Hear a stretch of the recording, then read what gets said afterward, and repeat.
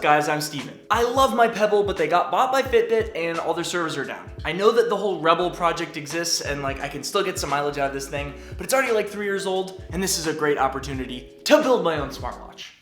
So today that's what we're gonna try. Building a smartwatch is a really hard problem to solve. It's packing a bunch of stuff into one tiny little profile that's supposed to fit on your wrist. And the thing that I like the most about my Pebble is how flat it is, how close it is to my wrist. So if I'm gonna try and replicate that, it's gonna be really annoying and really hard, but it's gonna be fun. And hopefully I get it to work. Now I need this watch to have Bluetooth so it can talk to my phone and get notifications just like my Pebble does. So for that, I'm gonna use this guy.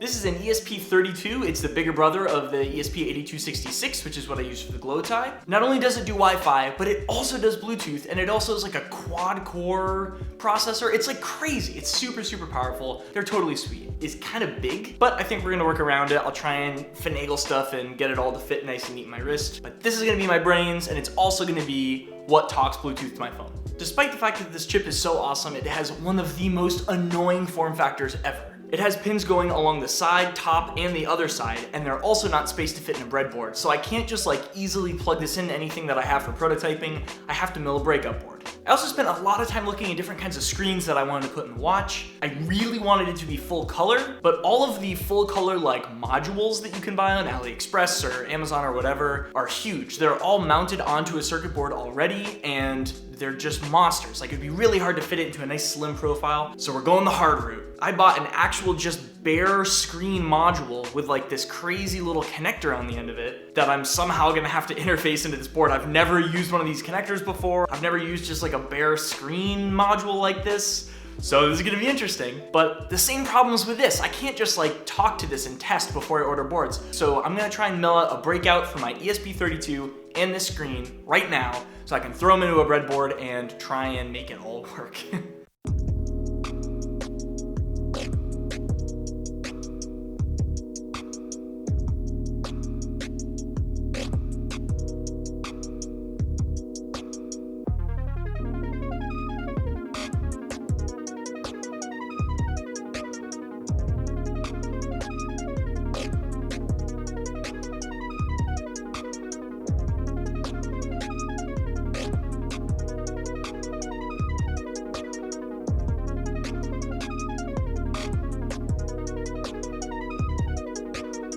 These look so good! And even with my hunk of junk mill. That's awesome!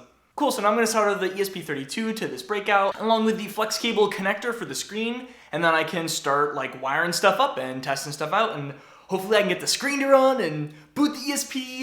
Here we go.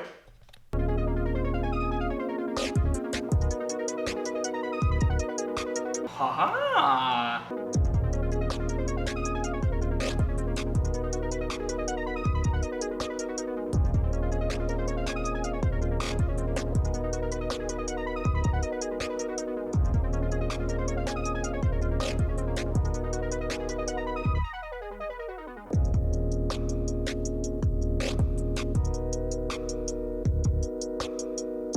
I made my breakouts. These are such tiny little traces. It took me like not 3 hours. How long did it take me? Like 40 minutes? Wow, I was exaggerating. It took me like 40 minutes to solder all of these tiny little connections. This one is 0.5 millimeter stroke, and I had to solder all those tiny little guys on there. That was very time consuming.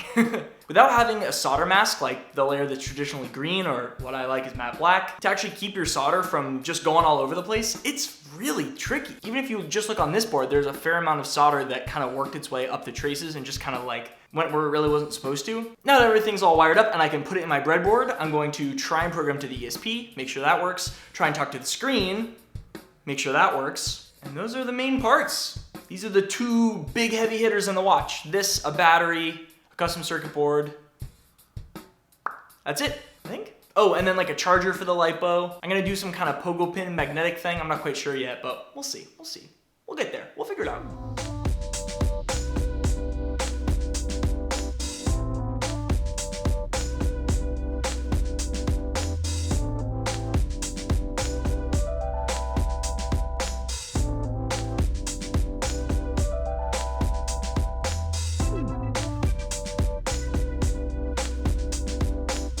It works! I finally got it programmed, but I just have like a little blank sketch running right now just to validate that it works. This is gonna be on my watch. So now that I got this working, it's time to move on to the screen.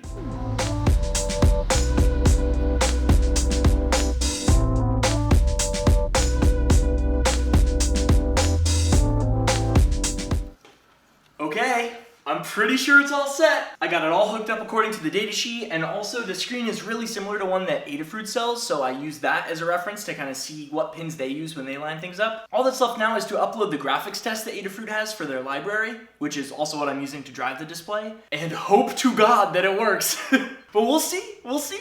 All right, let's program it. Okay, up it goes. Oh, thank God. I thought I wasn't going for a second.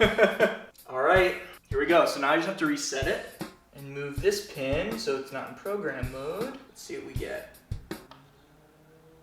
Oh my gosh, it works! It works! Check it out.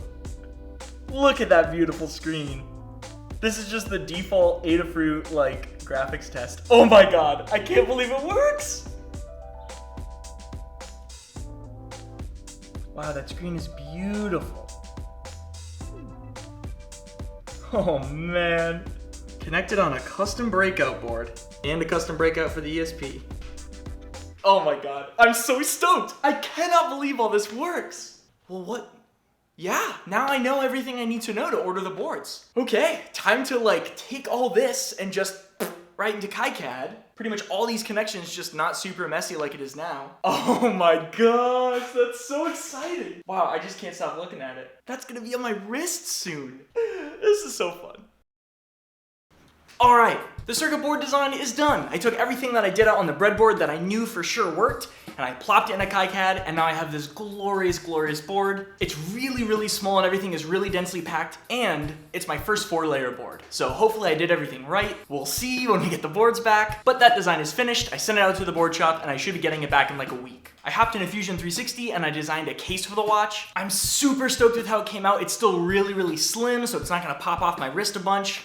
Then I opened it up in Preform and threw it over to my Form 2 at work, and I had a custom watch case, just like that. I printed it in Gray Pro. That's my personal favorite resin. It's super strong, it's easy to paint, it's a nice matte finish. I may not even paint it. It looks pretty good just as gray, but we'll see. Then I grabbed an old watch strap that I had laying around, and I just kind of pinned it in. I designed the case around the watch strap, so I knew it would fit, and there it is. This like actually looks kind of like a watch. Oh, it's so cool. I'm super excited about this. So now that I have all the body made, all I need is the guts to go inside. Now I wait for a week for these boards to come in. And when they finally do, I can throw all the goodies on there and put it into the case and program it and wear it. It's kind of anticlimactic, but it's gonna be so cool. Make sure all the code works. Oof. If anyone has any tips for programming an ESP32 to like talk to an Android phone, please leave them in the comments. I'm expecting I'm gonna have to make like a custom Android app that will just send notifications to it. But if you guys have any tips at all, please leave them in the comments. I will definitely need them. All right, guys, that's it for this one. Thank you so much for watching. Don't forget to like and subscribe if you have not already. Check out my Instagram page where I post updates about my projects way before they come out on YouTube. And I'll see you next time.